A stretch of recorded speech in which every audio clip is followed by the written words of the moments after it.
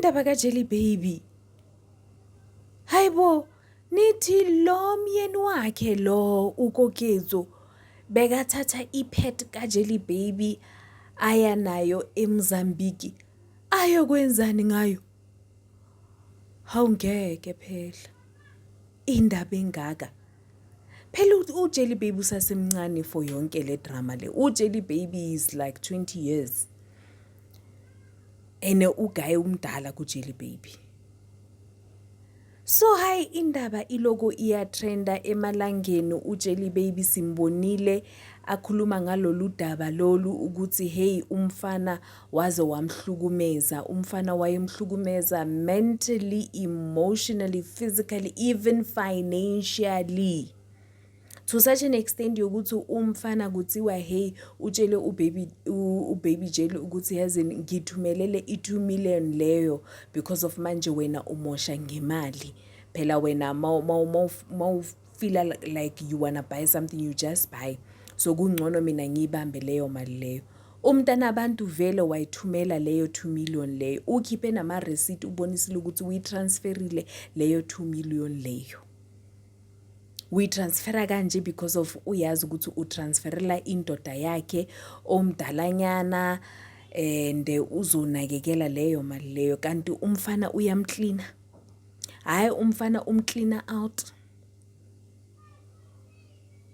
Lo mfana lona waye khona during i-reality TV show yabo Jelly Baby.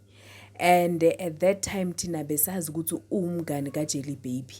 And nakhona kuleya show leyana lo mfana lo wayebukeka engathi umuntu uchomi mzala, chomi, you know. Duku umuntu hayi kuthiwa hayi ustraight phela uthandana noJelly Baby waze washada noJelly Baby umshado wabo kwaba yimfihlo nje kwaba yi-secret wedding kanjalo nje uJelly Baby washada thina singazi. Kanti umfana is on a mission. Just because of ngalesa sikhathi wayebona uJelly Baby hayi uJelly Baby is on another level uyatrenda lana kuma social media uJelly Baby ngapha ama reality TV show uJelly Baby ama gigs left and right and center. And kunalapho uJelly Baby bekathi whenever she's going through a lot the person that she will go to and confide in was uKokezo because uKokezo umngani wakhe. Kanti makaloko confide kanje uKokezo yena ubona kahle ukuthi hayi nali ithuba lokuthi ngingene ngenze imali ngisebenzise lama emotions wakhe lawo. Ibhlungu indaba kaJelly Baby guys, ibhlungu angifuni ucamba manga. So lo mfana lona bekazi from the start for a mere fact yokuthi uye wathatha ipet yomunye umntana ahambe nayo eMozambique. Kusho ukuthi wayeyosebenza umunye umntana. What else? No, like on a serious note, what else?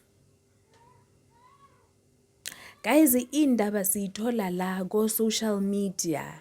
Allegedly kodwa ke naye umfana urespondile umfana uthi hayi thina singamthathi serious uJelly Baby ngoba akukhulumi yena kukhuluma ama hormones ngoba uJelly Baby umithi makasho umfana ukhuluma the way uJelly Baby amithi ngakhona so akusuye okhulumayo. On top of that uthi umfana uJelly Baby phela ukwatele indaba ye-tattoo. So kusho ukuthi mabaceda ukushada umfana uyo wayenza i-tattoo kaJelly Baby uJelly Baby naye wayenza i-tattoo kamfana. So bathi sinini umfana wahamba angazi ke wayokhipha igama lika Jelly Baby.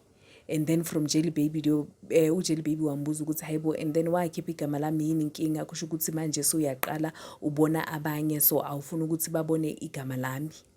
Hayi ke umfana manje yena makasho uthi yebo ngalikhipha igama lakhe because of siyesalwa kunini silwa mina naye so akangimameli ukhohle ukuthi ngimshadile kunalapho wayentshela ukuthi yena uyahamba ngo11 ebusuku cabanga ngimtshelile ngathi phela wena akumelanga ukuthi uhambe ebusuku ungitshela ukuthi uyolala kamngani wakho especially if you are not going on a gig.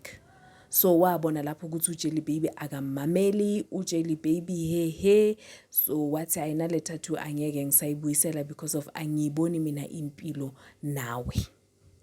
so uthi uJelly Baby ukwatele ilentuzana i-tattoo. Asazi nina nicabangani guyzini, like uJelly Baby usasemncane, 20 years cabanga, 20 years and already sekandlule ebunzimeni guyzini. Yo